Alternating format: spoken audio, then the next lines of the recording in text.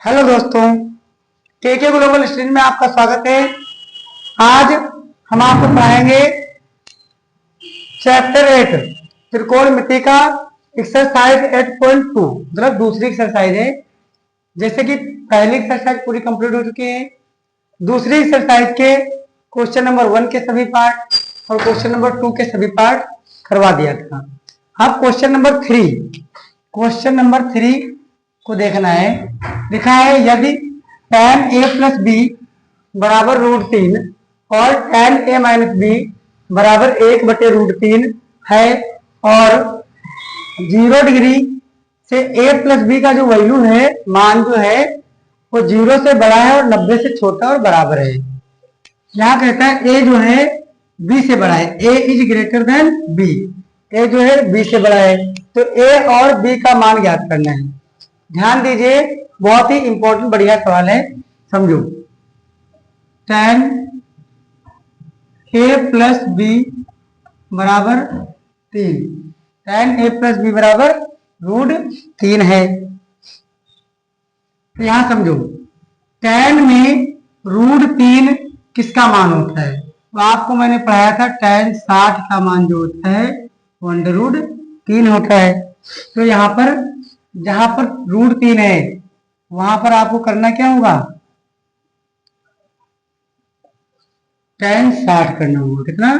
tan 60, क्योंकि जो √3 है वो tan 60 का मान है। तो यहाँ पर तुलना करोगे tan कट जाएगा, यानी a प्लस बी बराबर कितना आ जाएगा? 60 आ जाएगा। तो tan इधर है, tan इधर है, a प्लस बी की जगह पर क्या है? 60, तो a प्लस बी बराबर 60। इसको समीकरण नंबर 1 मान लेना।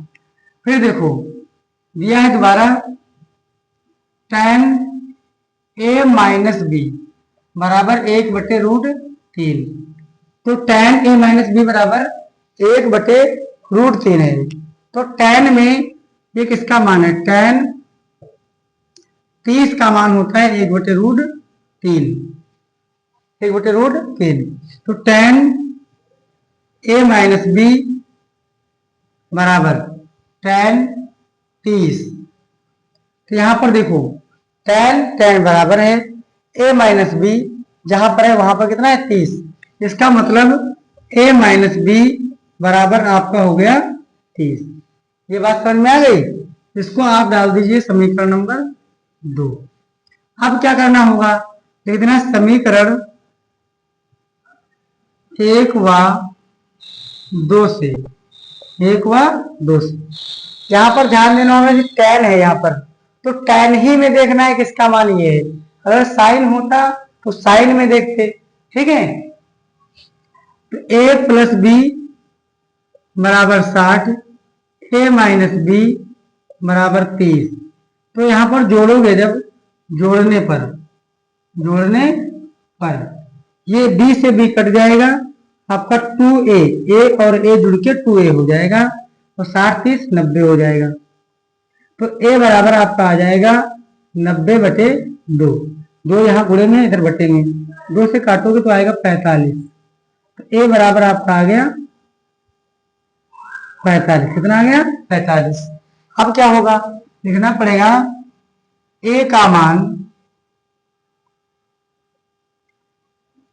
का मान समीकरण 1 में रखने पर, a का मान समीकरण 1 में रखने पर, एक यहाँ पे है a प्लस बी बराबर 60, a का मान है 45 प्लस का b बराबर 60, तो b बराबर 60 माइनस 45, b बराबर आपका आ जाएगा 15। कितना आ जाएगा? 15।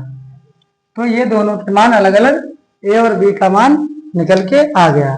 a का मान 45 है और b का मान 15 है।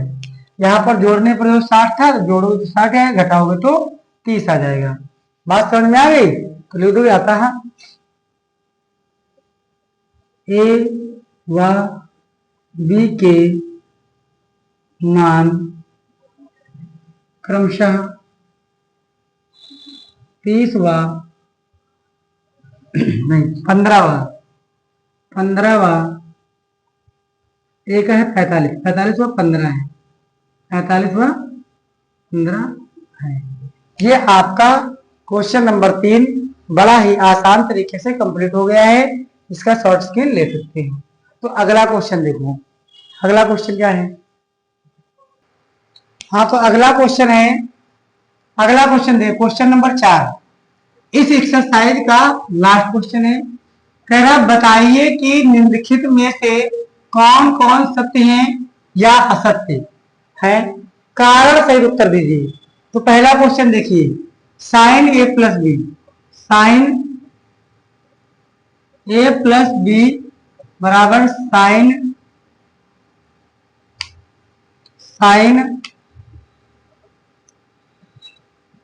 ए प्लस साइन बी, ये असत्य है, क्योंकि देखो साइन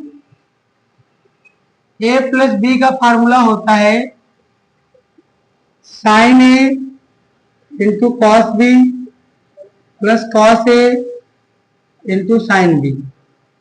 एक तो इस तरीके से अगर साइन ए प्लस बी का फार्मूला वो होता है sine a into cos b plus cos a into sine b, लेकिन इसमें सिर्फ लिखा है sine a plus cos B, ऐसे इसको गलत कह सकते हो, असत्य है। क्या है? असत्य, पहला वाला असत्य। दूसरा, मान लो अगर ए का मान 30 है, मान लो ए का मान 15 है और बी का मान 30 है, तो साइन ए यानी कितना आएगा, साइन 45 1/√2। अगर यहां पर इसी का रख देंगे साइन 15 और प्लस कॉस साइन 30, इसका मान पता नहीं चलता है, इसका मान निकालना पड़ेगा, साइन 30 का अलग आएगा, तो मान बराबर नहीं आ रहा है, इसलिए क्या होता है, असत्य। ये ना दोनों का मान बराबर नहीं होता है, अतः यह असत्य है। अगला देखो, दूसरा क्या है, थीटा में वृद्धि होने के साथ साइन थीटा के मान में भी वृद्धि होती है। तो देखो साइन 0 का मान क्या होता है, 0, साइन 30 का मान 1/2, साइन 45 1/√2, साइन 60 √3/2, साइन 90 1।